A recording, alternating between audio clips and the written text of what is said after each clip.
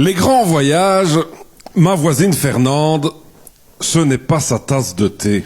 Elle déteste le bateau parce qu'elle a peur de cogner des icebergs, l'avion parce qu'elle croit que les gens restés au sol peuvent voir sa culotte, et le car parce qu'aucun chauffeur ne veut passer son disque d'accordéon, soi-disant parce qu'ils n'ont pas de lecteur de 33 tours dans leur véhicule.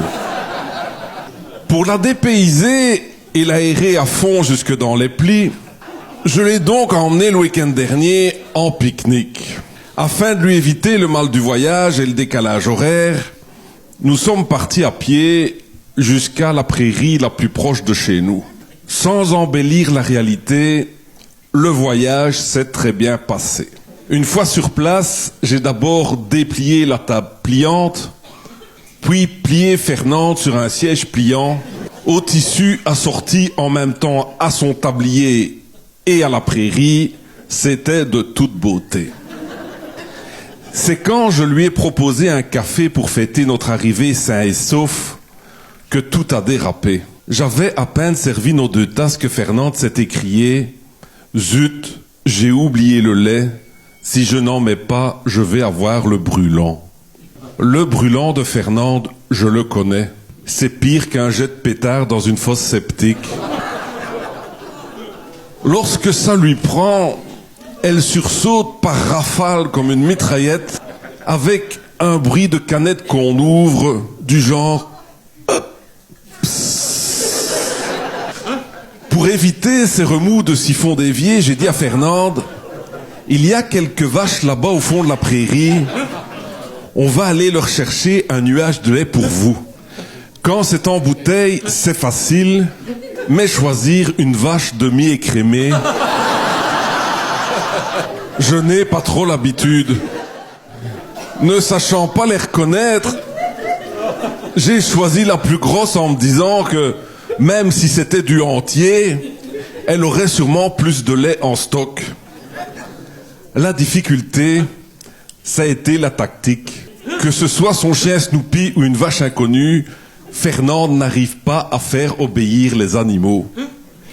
On a essayé 2 ou 3 fois, mais elle n'a jamais réussi à amener la vache au-dessus de la table de pique-nique.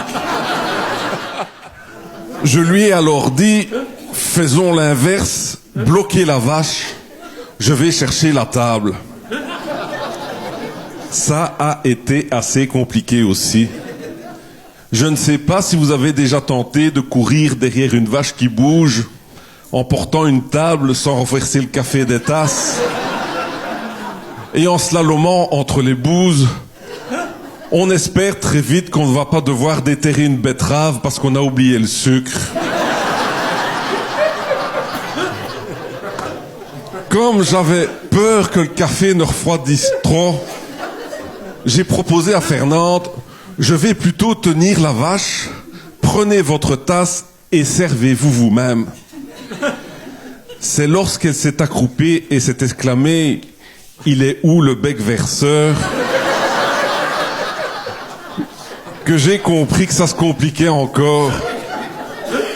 Pour faire vite, je lui ai hurlé, c'est facile, vous pressez sur n'importe lequel des 4 robinets. Quand on n'a pas de chance, on n'a pas de chance. On était sûrement tombé sur la vache la plus chatouilleuse de la prairie. J'ai su que Fernande avait pressé à cause de la ruade de la bête. J'ai évité de justesse une castration par aplatissement. Inquiet pour ma planoplie, j'ai redit à Fernande, pressez vite sur n'importe lequel des 4 robinets. Il y a eu un bref silence, puis Fernande s'est soudain écriée, mais pourquoi tu dis toujours un des 4 robinets?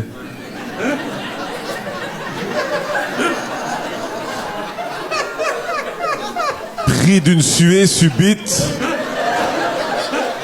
je me suis baissé pour regarder. Fernande avait bien compté. Il n'y avait qu'un seul robinet.